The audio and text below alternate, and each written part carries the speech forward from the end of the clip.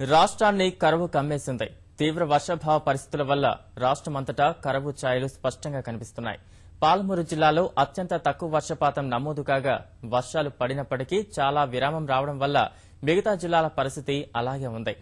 రాష్ట్ర వ్యాప్తంగా పంట దిగుబడి దారుణంగా పడిపోయే అవకాశాలు స్పష్టంగా కనిపిస్తోంది. జలాశయాలు పూర్తిగా నిండుకోగా భూగర్భ నీటి మట్టం కూడా కనీస స్థాయికి పడిపోయింది. భవిష్యత్ అవసరాలను దృష్టిలో పెట్టుకుని తాగునీటి ప్రణాళికల రూపకల్పనలో అధికార యంత్రాంగం నిమగ్నమైంది. వ్యవసాయ బోర్లపై ఆంక్షలకు సర్కార్ సిద్దమవుతోంది. ఈ ఏడాది వరుణుడు ముఖం చాటేయడం వల్ల రాష్ట్రం కరువు కోరల్లోకి వెళ్లింది. రుతుపవనాలు, అల్పపీడనాలు, ద్రోణి ఏవీ రాష్ట్రంపై ప్రభావం చూపకపోవడం వల్ల వర్షాలు కురవలేదు. ప్రస్తుతం కొన్ని చోట్ల వర్షాలు కురుస్తున్నప్పటికీ పెద్దగా అక్కరకు రాని విధంగా మారింది. కొన్ని జిల్లాలు మినహాయిస్తే మిగతా చోట్ల కనీస వర్షపాతం కూడా నమోదు కాలేదు.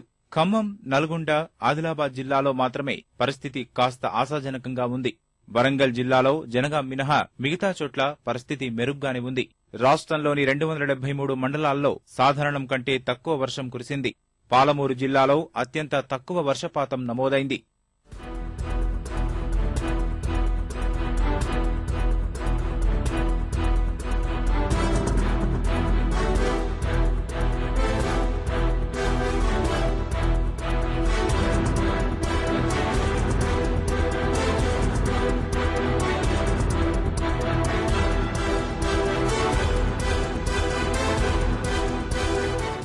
ఫలితంగా కరువు జిల్లా పాలమూరులో విత్తనాలు కూడా మొలకెత్తలేదు.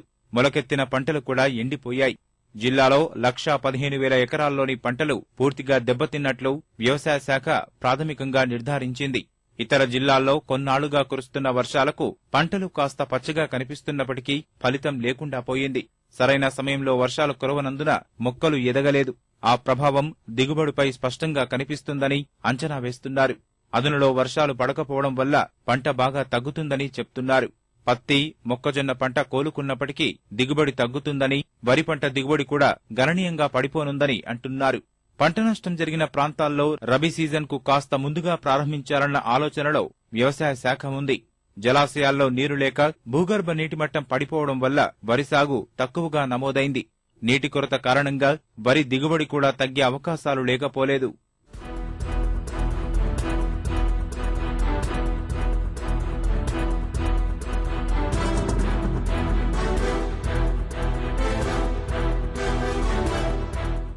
రాష్ట్రంలోని జలాశయాలకు ఇప్పటి వరకు చుక్క నీరు చేరలేదు.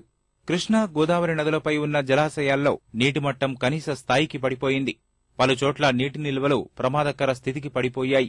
ఎగువ రాష్ట్రాల నుంచి కూడా నీరు వచ్చే పరిస్థితి కనపడడం లేదు. వచ్చే నెలలోనూ వర్షాలు అంతంత మాత్రమేనని వాతావరణ శాఖ ప్రకటించింది. తాజా పరిస్థితుల ప్రకారం సాగునీటికే కాదు, తాగునీటికి కూడా కటకట ఏర్పడే సూచనలు కనిపిస్తున్నాయి. భూగర్భ నీటిమట్టం బాగా పడిపోయింది. పలు జిల్లాల్లో భూగర్భ జలాలు కనీస స్థాయిలో పడిపోయాయి. ఇప్పటికే గ్రామాల్లో ట్యాంకర్ల ద్వారా మంచినీరు సరఫరా చేస్తున్నారు. రాష్ట్రంలోని పరిస్థితులను అంచనా వేస్తున్న ప్రభుత్వం ప్రత్యామ్నాయ చర్యల దిశగా ఆలోచన చేస్తోంది. తాగునీటికి మినహా ఇతర అవసరాలకు బోర్లు వేయకుండా తాత్కాలికంగా నిషేధం విధించాలని భావిస్తోంది. ఈ మేరకు బోరు యజమానులకు తాకీదులు జారీ చేయాలని యోచిస్తోంది. భవిష్యత్ అవసరాలను దృష్టిలో పెట్టుకుని తాగునీటి ప్రణాళిక అమలు చేయాలని అధికారులు భావిస్తున్నారు. పరిస్థితిలో మార్పు లేకుంటే హైదరాబాద్ తాగునీటి సరఫరాలోనూ కొంతమేర కోత విధించాల్సి వస్తుందని అంటున్నారు. వర్షాభావ పరిస్థితులను సమీక్షించిన ప్రభుత్వ ప్రధాన కార్యదర్శి రాజీవ్ శర్మ ప్రత్యామ్నాయ చర్యలు పకడ్బందీగా అమలు చేయాలని అధికారులకు సూచించారు. రైతులకు ప్రత్యామ్నాయ పంటల ప్రణాళిక రూపొందించి అవసరమైన విత్తనాలు సిద్ధంగా ఉంచాలని, తాగునీటి సమస్య తలెత్తకుండా చర్యలు తీసుకోవాలని సూచించారు.